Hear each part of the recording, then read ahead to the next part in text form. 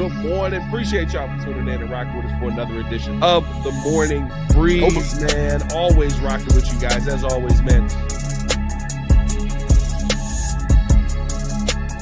Outside of me, I got my guy, Mr. Media himself, Jordan JC, in the building.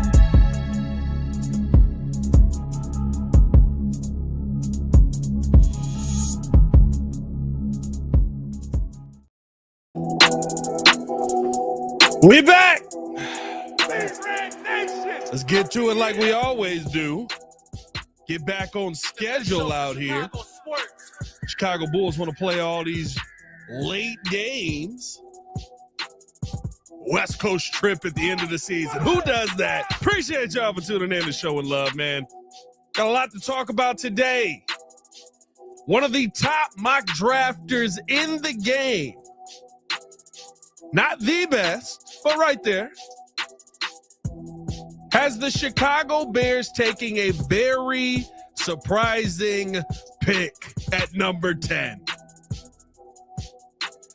We got to break it down. We got to react to it. And does it actually make sense? And then, I'm sure you guys saw this over the weekend. Oh, it made me tingly. Made me tingly. Chicago Bears well represented at that Michigan Pro Day. Well represented at that Michigan Pro Day. Oh, that's what I like to see. Who could be a name on their list? The date is 3/24/2025. It's 7:03 in the morning. And ladies and gentlemen, I have no idea where Jordan JC is. Let's go!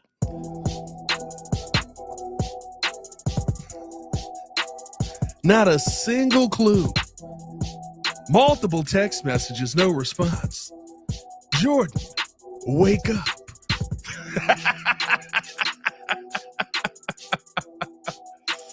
Wake up, Jordan. Are you here? Can you hear us? This is your conscience. Good morning, Chicago. Appreciate y'all for tuning in and showing love, man. Hit that like button, subscribe to the page, leave a 5-star review. Y'all know what to do. Come on. Push the button. Come on. Push the button. Come on, push the button. Yeah, come on, push the button. You heard what she said. Y'all heard what Sue Young said. Hit that like button, subscribe to the page, man. Appreciate you guys for rocking with us on the YouTube side, on the Twitter side, man. Let's get into some good conversation because Chicago Bears. Now, I want to start this off by breaking this down. So apparently the Huddle Report has kept track of mock draft scores all the way going back to 2002. I thought that this was very interesting when I found this out because you really get to see, okay, who are the guys that are actually good at this? Where do they rank? Not a lot of the dudes that you would think up there. You know, you start to look at those top names and guys like that. It's like, where's Mel? Oh, I got to keep scrolling. Oh God, I got to keep scrolling. Oh God. So I'm gonna be honest with you. I am looking through this and I didn't go too far down the list, but Mel Kiper down there, right? So names like that you kind of expect, right? Let's see. LA Times beat reporter Albert Breer comes in ranked 24th on this list. You know what I mean? It's one of those things where they keep track of everything. Peter Schrager actually really, really high on this list for 2024 last season. I'm trying to see where if Kiper's even top 30. Did Mel Kiper just completely miss on everyone? Which is tough though, because Mel puts out like 700 mock drafts. But anyway, I say all that to say the second most accurate mock drafter of all time, going back to 2002, is Brendan Duhane of Sharp Football Analysis. He does a bunch of different. I'm not gonna say a bunch, right? He's on his third mock draft. There's more to come. And he is the second most accurate all time. Jason Boris is the most accurate all time.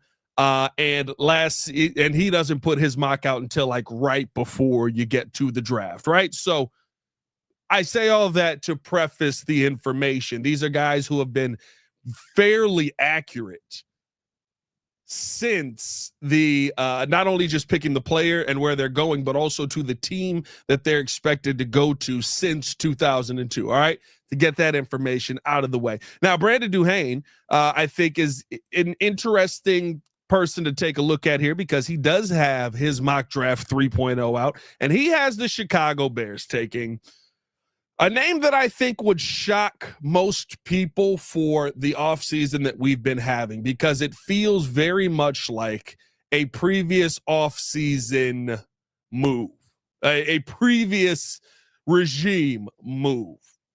How he has this falling: the Chicago Bears at 10 with, I will say this, just about all of the names that we have talked about the Bears getting off of the board, outside of like Josh Simmons and stuff like that. But with the 10th pick, he has them taking Shamar Stewart to help out with the defensive side of the football. Now, remember, if you don't remember Shamar Stewart, if you're going, that's a name that I have not heard. He's out of Texas A&M. He is the young man who basically blew away the draft combine this year. He is the young man who basically was the draft combine standout this year, for lack of a better term, because there hasn't really, I mean, it's the most recent one that we've kind of seen. He's this year's Anthony Richardson. Now, I'm not saying the NFL career will be Anthony Richardson, but you remember Anthony Richardson went into the draft, really blew away kind of all the RAS scores and all of the everything that is ever going to be, all the draft numbers. He just blew all of those away. And it's fairly surprising to hear that name attached to the Chicago Bears. Now, the Bears do need an edge. I would like somebody opposite of Montez Sweat. But hearing the name Shamar Stewart feels like something of draft regimes before. Hearing the name Shamar Stewart, to me, sounds like a Ryan Pace chance, right? Now, it's not to say he doesn't project to be a good player, but it is just that. Projecting to be a good player. In his 3 years in college, he has a total of 6 sacks. A total of 6 sacks, not 6 sacks in a year. He played 12 games this year. Defensive snaps, 521 snaps. On the run defense side was really where he stood out. So I guess in theory, there is some kind of help that could come in the run game if you were going to go out and draft him there. As far as the pass rush game, though, I mean, listen, pass rush win rate of 12.4. Not really overly exciting kind of player, but he blew the numbers away. And if the Bears were to take a player like this at 10, I'm not going to lie to you. There's not much that I think could let me down. I would probably be let down by a name like Shamar Stewart. Now, again, does he fit all of the metrics? Does he fit everything that that you would expect a defensive end to be built like? 100%. You know what I mean? Listen, 6'6", 290 pounds. He is a physical specimen. I think he's very scheme versatile. I think that he is somebody who is very explosive coming off of the edge. To me, when you talk about consistency, he is the pinnacle of consistency, but it's consistently he's in the play, not he's making the play. And what he said about that, because listen, you have 6 sacks and blow away the RAS scores and different things like that for the combine the way that he did. People are going to say, well, you could do all of this. Why didn't you do more playing the game? And what he said was, I wasn't a sack chasing warrior. I just wanted to become the best player for my team. And sometimes the stats don't show that. Definitely trying to get more comfortable and get after the quarterback, trying to run through a tackle instead of maybe trying to reach out and lunging for a tackle.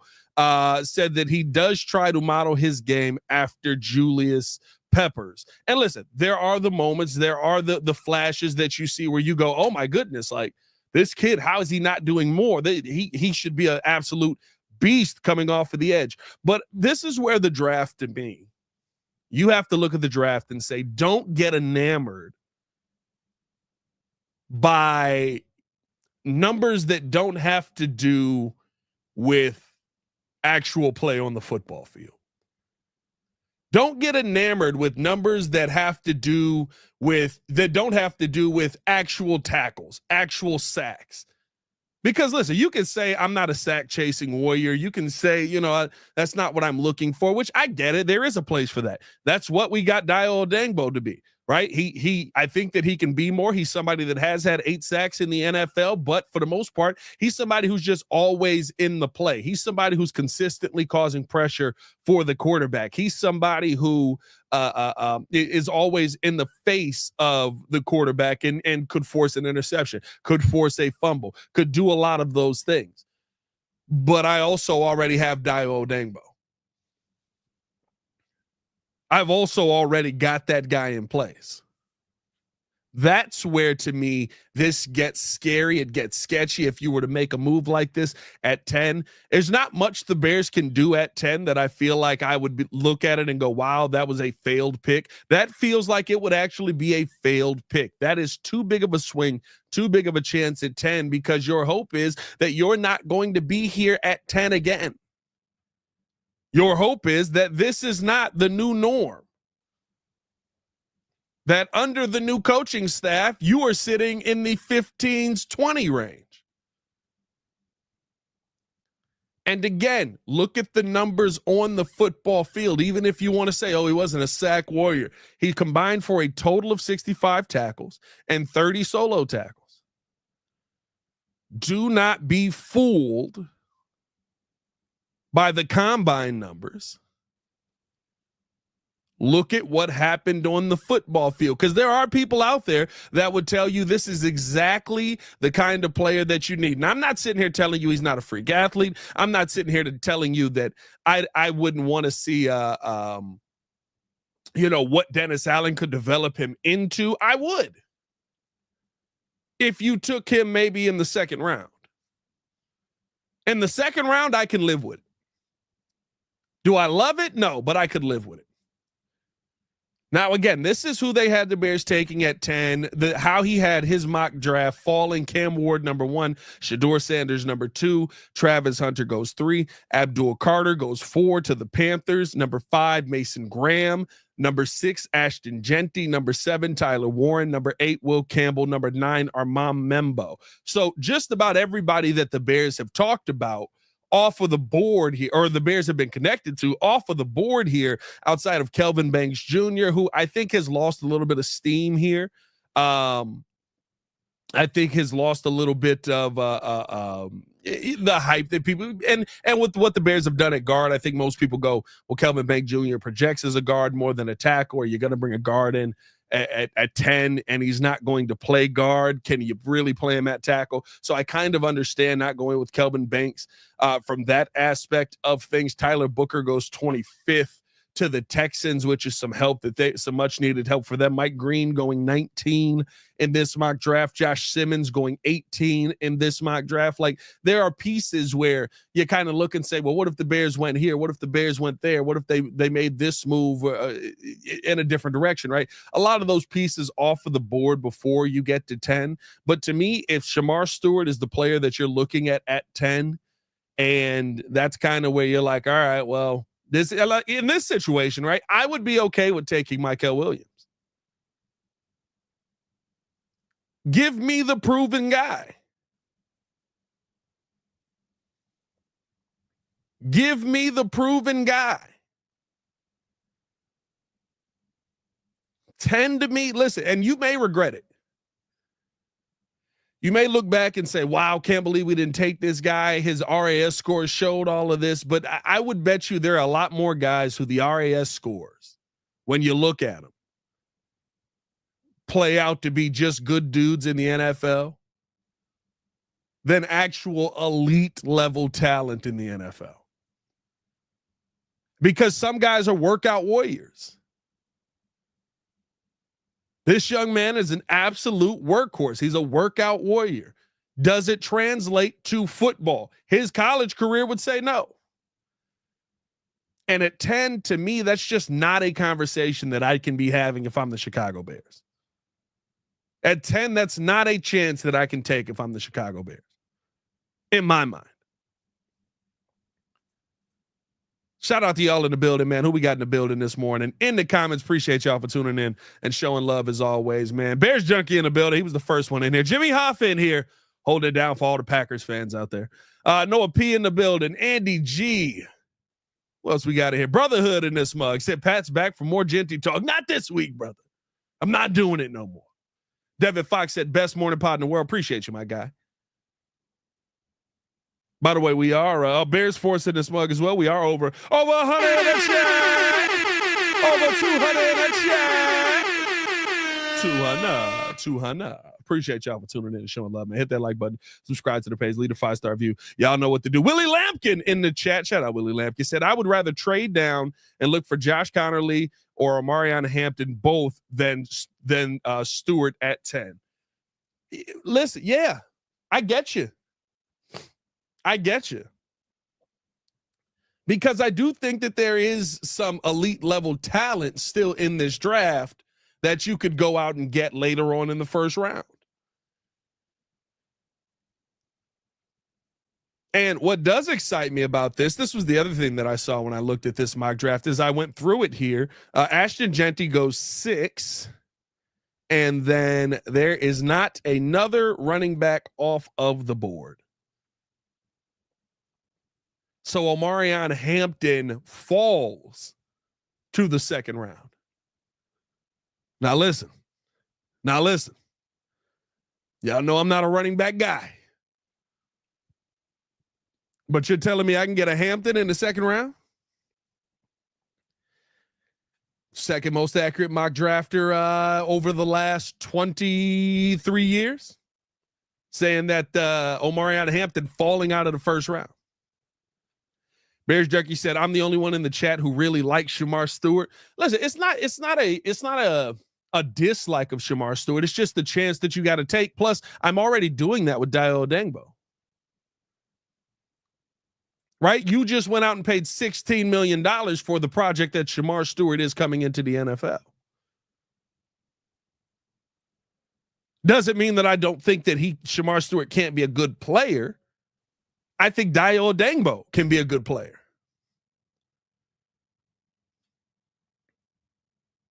But I've got that project already. I've got that guy who was the workout warrior, who was the beast, who was the animal, and I've seen it make headway in the NFL already. I got Dennis Allen working with that guy already.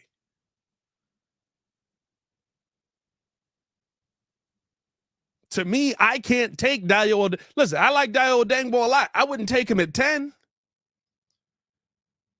Even coming out of college, I wouldn't have taken him at 10.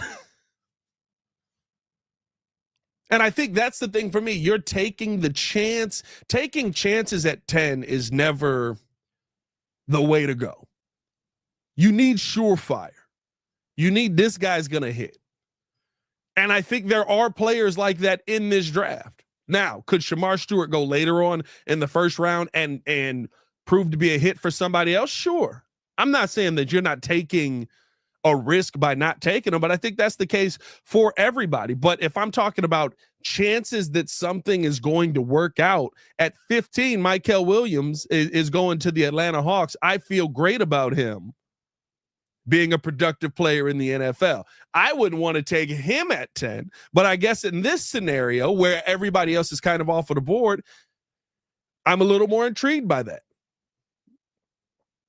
If you took Josh Simmons at 10 with the injury concerns that he has, I would be like, all right, I guess I get it. You need to address that left tackle position. At least this guy showed you that he can play that left tackle versus top level teams, at least for a game and a half.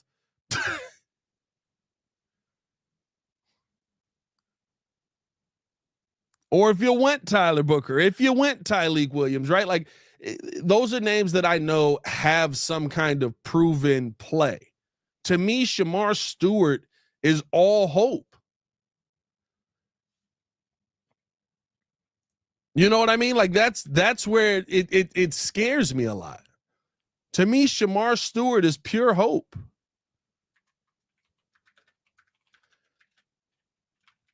And he said, you know, that he kind of models himself after Julius Peppers. Let me try and see if I can find this here. I'm trying to find Julius Peppers college stats that aren't basketball. That's the tough part. Do they not have Julius Peppers? They got to have his college stats on here. First off, dude had an interception in 3 games. That's insane. Let me see Julius Peppers overview. Because you got to find his numbers that's not North Carolina basketball. Because I ain't gonna lie to you, it's hilarious. That's where I remember him from. Like, I remember him being on what was it? Did they make the national championship one year? Or maybe they were just Elite 8 that year. I can't find for some reason his college sacks, but he was a monster as a 2-sport athlete. Yeah, Julius Peppers in 3 seasons at North Carolina. Here we go. He started 33 of his 34 games in which he played. He's currently ranked 2nd in UNC history all time with 30.5 sacks.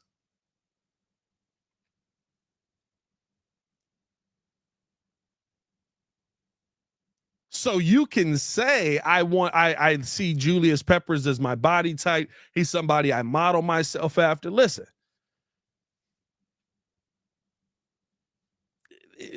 again, that's as good as an RAS score to me. Unfortunately, you come about 24.5 sacks short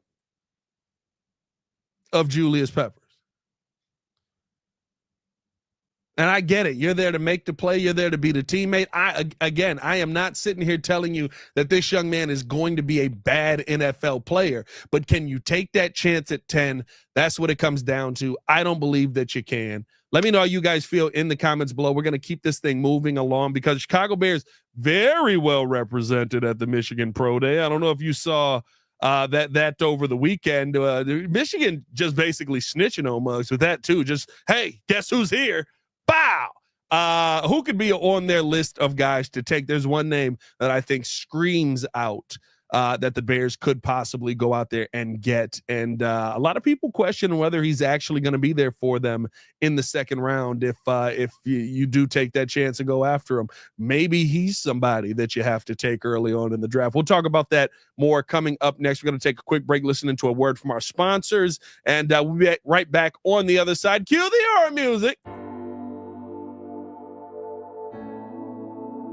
Appreciate you guys for tuning in and watching the show. Today's episode of the podcast is brought to you by Aura. Have you ever done a Google search on your own name? You'd be surprised what pops up. Your full name, email address, home address, health records, your relatives. It's all out there. And that's why I've been using Aura, the sponsor of today's video. Aura shows me which data brokers are selling my information and automatically submits opt-out requests just for me. Cleaning up my information not only helps reduce the amount of spam I get, but it protects me from hackers who could use that information to help them access my social media, bank accounts, and other sensitive information. It's really simple to set up. I don't have to download several apps or go to things like antivirus, VPN, password management, parental controls, identity theft, but you can get all of that in one place with Aura. I get everything at one affordable price as well. You may already have one or two of these tools, but not having Aura is like leaving the front door locked while leaving the back door and windows wide open. For you to be able to take advantage of Aura, we got a special deal for you here today. Stop data brokers from exposing your personal information. Go to my sponsor at https:/aura.com/the Windy City. Again, that is aura.com/the Windy City to get a 14-day free trial and see how much of your information is being sold.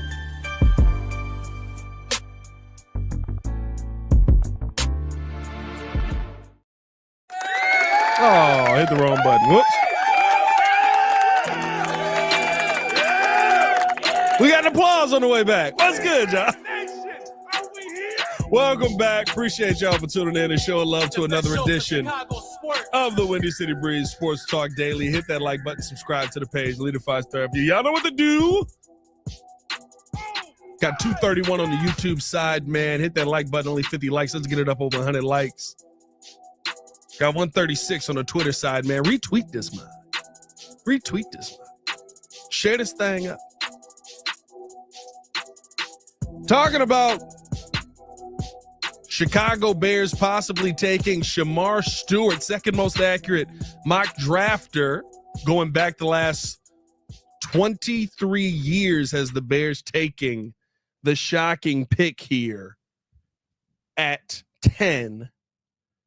But over the weekend, we saw the Chicago Bears be pretty well represented at the Michigan Pro Day. Michigan put out a video there, and I mean, just Bears faces plastered all over it. Dennis Allen's right in the face of somebody, just like, that's what I want to see. Let's go. Here we go. We're making this happen.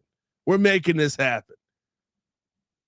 And the question is, who are some names that could be available to the Chicago Bears if you were to go here? Now, people have talked about the possibility of taking one name in Michigan in the second round. I don't believe you're going to have that chance because I do think that he slates as a first-round pick. The question is for the Chicago Bears, where do you take him if he is a first-round pick? And ladies and gentlemen, that name is Kenneth Grant. Kenneth Grant, an absolute monster of a human being on the interior. As much as we talk about Mason Graham, I don't even know how to explain Kenneth Grant. I mean, take Andrew Billings, add a lot more weight and size, and then stick him in the middle of the Bears defensive line and juice him up. And that's kind of what you get with Kenneth Grant. Now, to me, Mason Graham, still top 5 pick. I think he's a phenomenal player. If, of course, you're there to look at everybody who's available. For me, if you're talking about Graham falling, I think, of course, you want to be there. But if you're at 10 and Kenneth Grant is on the board, which I do think that he will be, I think you could do a heck of a lot worse. And seeing that they were at the Michigan Pro Day, to me, that's the name there that I actually would be kind of interested in, because when I'm talking about going out there and getting a guy who's a surefire guy, that's what Kenneth Grant feels like, very similar to Mason Graham. And I think Mason Graham is the better player. But when you talk about what this young man has been able to do from that interior position, how he's been able to run stuff, one of the best run stuffers in this draft, something that the Bears do need moving forward here. Again, Andrew Billings on the last year of his deal, would love to get something worked out. But at some point, you kind of have to you're going to kind of have to take young pieces where some of these other guys are. If you went Grant at 10, guess what? I got a guy that I know is going to play. I would love to see the Bears trade back in this situation. I've got a guy in Grant who I also know is going to be a elite player, I think, at this level. I would love to trade back if I'm the Bears at 10 and try and get him somewhere in the 20s. If I could possibly trade down with maybe the Steelers, or if I could trade down, maybe even with the Bengals. The problem there is, though, to move up that far, you're not going to get that opportunity if a team is not willing to give you that level of capital to trade back with a lot of these guys, because you got to think 15. I guess if you wanted to trade back to 15, but they're probably going edge as well. I don't think and that's the Falcons. I don't think there's anybody on the board that you can probably trade that the Falcons are looking to trade up for. I don't think there's anybody on the board that the Cardinals are looking to trade up for. When you talk about in that middle, again, they're possibly going Harmon. I've seen him slated to them in a couple of mock drafts. I think they're probably happy there, by the way. Just before we keep going here. Over 300 in the chat. Over 400 in the chat. 400. But like those are the things to me where we always say, oh, well, you got to just trade back. Well, you got to have a team that's willing to give up the capital it's going to take to move up to 10. I don't know if this is a draft where you're going to have that, which makes it tougher. But to me, Kenneth Grant's probably gone in that 15 to 20 range. Now, Brendan Duhane, second most accurate mocker, who has the Bears taking Shamar Stewart here, does have Grant going 22nd to the Chargers. Fits. Harbaugh. You know what I mean? Harbaugh doing what Harbaugh does. I think that's a pick that makes sense there, seeing the Bears represented. And by the way, the Bears will be represented at multiple pro days. This is not the beginning or the end of them going to pro days. So I'm not saying they have to take somebody there. But if Mason Graham is gone and you're looking at 10 and you're going, okay, I need somebody that's a surefire piece that I think is going to be an impactful player for the next 10 years, I think you can do a heck of a lot worse than Kenneth Grant. I think most of us would look at that and go, okay, so you're all in on fixing the interior of this defensive line. You've got Billings this year. You've got Grady Jarrett this year. But what does that mean for the future? Grady Jarrett signed for a couple of years. Billings probably coming off the books. You're going to have to cut some money eventually somewhere. Would that be a name that would make sense to go younger at and go with a more dominant presence there? I think that would be something I could see the Bears doing. Again, 6'3", 339. That's a big boy. That's a big boy coming through the middle there. And when you look at the scores and the play, when you look at the games, forget all the scores, forget all the pass rush grades. When you look at the play, him and Mason Graham together in that interior was an absolute nightmare. Can you replicate that with with Javon Dexter and Kenneth Grant? First off, the interior is going to be absolutely massive. Absolutely massive. You know what I mean? Like those are the things that I think. And when you've paid the contracts out that you just have, when you have gone and invested in your team the way that you just have, I've said this, you're going to have to eventually get rid of your favorite Bear's favorite Bear. It depends on who that player is. Could that be Jaquan Brisker? Could that be Andrew Billings? Could that be Cole Kmet? Could that be, depending on who the name is? But you're going to have to cut money somewhere. That's just the business of this game.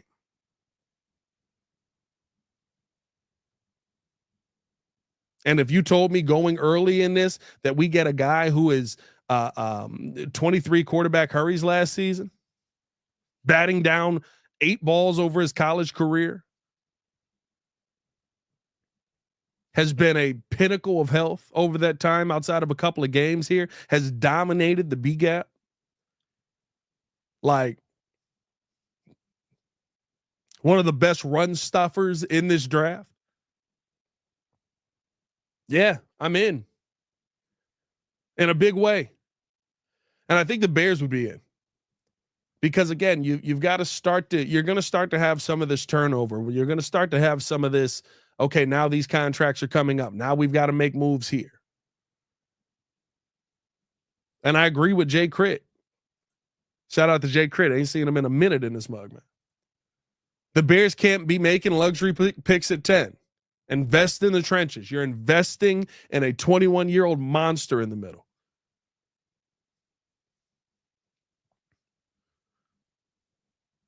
You're investing in the next 10 years, hopefully, of the interior of your defensive line. And what I love about it is it still fits that Ryan Poles narrative of investing in waves of defensive linemen. When he talked about, when we asked him about it at Hallis, does he feel like he still needs to do more on the defensive line? His response to that was, well, listen, you want to have waves of defensive linemen who can come in and who can put pressure on the quarterback. And I think that's kind of what the Bears have realistically built out here. Doesn't mean you still can't go edge later on in this draft. Hopefully you're still able to find an elite edge, probably in the third round. And there's going to be some good ones still on the board. But to me, right, if you've got Dio Dangbo, who's great at being in the quarterback's face and creating pressure, if you've got Grady Jarrett, who's one of the best, even though he's kind of phasing out, if you've got Andrew Billings, who had an elite pass rush win rate last season when he was healthy, if you've got if you add Kenneth Grant to that, you've got Montez Sweat on the other side. Now you're starting to build up. Now you're starting to build up a continuous, we're not letting the quarterback breathe. Everybody don't have to be the starter. Dio Dangbo said he was like, I got to start this year, but I basically played the same amount of snaps as last year. Now you're starting to see that 4-3 defense that Lovie Smith had when you had Chico Rivera in the building, where it was just constant pressure on the quarterback. Every player you looked up had 6-7 sacks.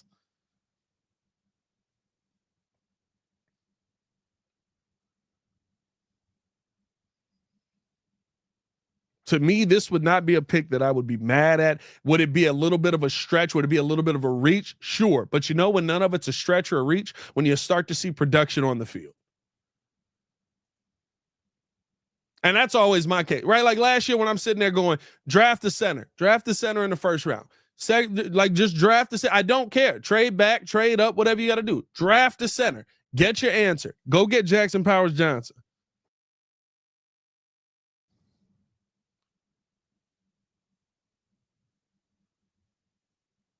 Oh, Pat, how? Why would we ever do that? No one has ever. Well, JPJ can play football.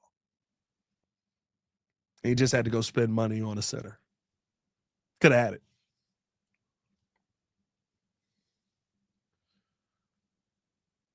You know what I mean? Like that's the thing for me where it's like everything's a reach, everything's a stretch, everything doesn't make sense, all until that dude can play football. Then it doesn't matter.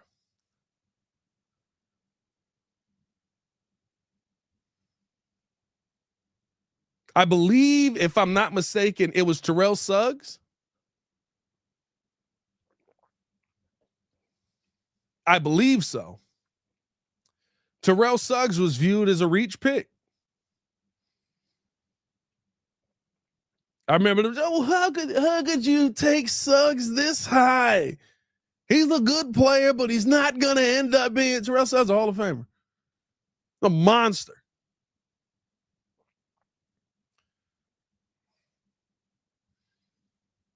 All of these picks, all of this, all of the this guy's a reach, this guy's too high, this guy, why would you take this guy here? It doesn't matter if this guy can play football.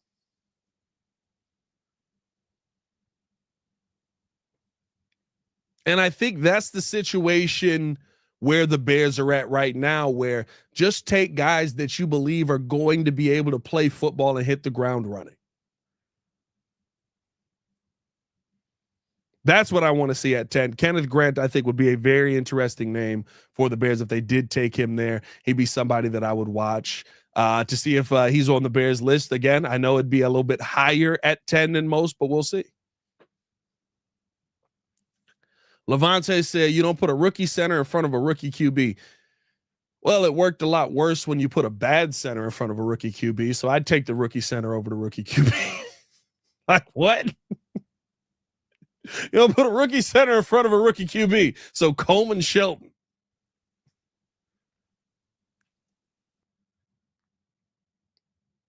I'm trying to put good football players with good football players. That's my goal. That's all I'm trying to see the Chicago Bears do this season. Jay Chris said, by the way, Pat, I'm always watching my guy. Just don't have something to say. I leave that to you professionals. Appreciate you, Jay Crit. Appreciate you. We have a veteran center and the most sacks in the league. Yeah. No, rookie center over rookie. I don't care. Can he play football? The young man can play football. But hey, man, appreciate y'all for tuning in and showing love this morning. Hit that like button, subscribe to the page, leave a 5-star review. Y'all know what to do. We're going to have a ton of content coming you guys' way this week. So stay tapped in with us. Stay tuned in with us. Going to be back here live later with more I don't know what I'm trying to say here. It's been a long night, bro. This baby boy is every now and then it'd be a long night. But no, man, appreciate y'all for rocking with us as always, man. We got more content coming you guys' way. Stay tapped in with us. We're gonna be live later at 6 was what I was trying to say. Hopefully Jordan JC is awake by the time we get to that point. Hopefully he's alive. And we haven't heard from him. I still haven't heard from him. Now I'm actually getting a little concerned. But and appreciate y'all for tuning in as always. Y'all stay safe out there, Chicago. It's your boy Pat the Designer back at it again. Bear down. One love. Peace.